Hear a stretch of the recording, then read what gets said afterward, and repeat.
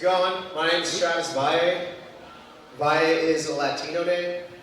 I am Latino. I should also let you know that I am here illegally. Not immigration-wise, I'm supposed to be on house arrest. So. I actually perform both music and comedy, and I can definitively say that comedy's harder because even if I have a bad set musically, I'll at least get a pity clap from the audience. But if I tell a bad joke, the audience just silently stares at me with a look of disappointment that reminds me a little too much of my dad after Little League games. Just kidding. My dad never came to Little League games. No, we had an interesting relationship because when I was a kid, I got in a fight at school and I got in trouble, and my mom was super pissed. She was so mad she didn't even yell at me. She said, "You know what? I'm not even going to deal with you right now. Just wait till your father gets home." Let me tell you guys something. Waiting for my dad to come home, longest 20 years of my life.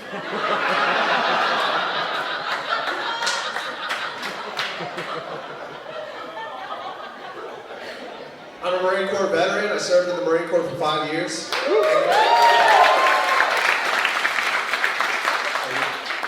When I first enlisted, I tried to mentally prepare myself for any potential trauma I might face. Things like anxiety, injury, death. But the one thing I could not prepare for is the unbelievable number of penises I would see. So, my job in the Marine Corps was prison guard. And anytime a prisoner left the facility for a work detail, a court hearing, or whatever, we had to conduct a strip search. It was during one of these strip searches that I saw the smallest penis I've ever seen. When that prisoner dropped his pants, it took every fiber of my being not to burst out laughing. And you know what the ironic thing too was? Crime the dude was in for? Indecent exposure. I don't know how he got convicted. I knew he was naked and I couldn't see a damn thing.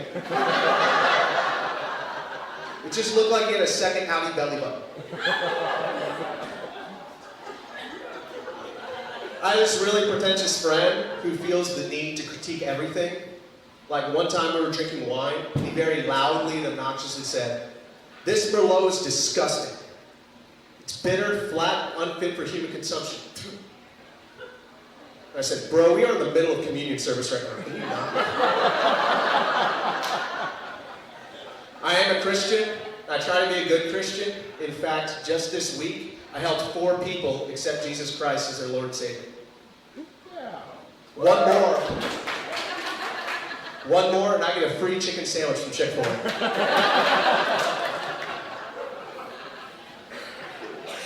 I usually try not to get too political with my jokes, though I will say I grew up in a very Republican household. Everyone in my family is a Republican, which is why we're all so shocked when we found out that my grandma voted for Joe Biden in the 2020 election. Weirdest part about it was, she died like 10 years ago.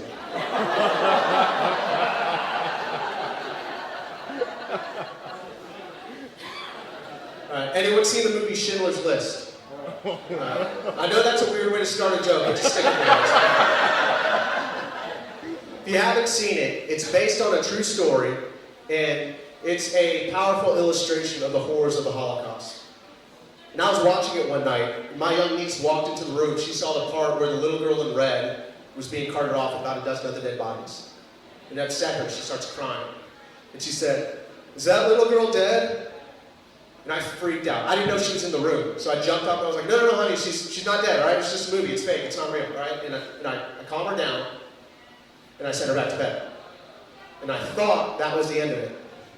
Till a few weeks later, I got a phone call from her school. Turns out they were learning about the Holocaust.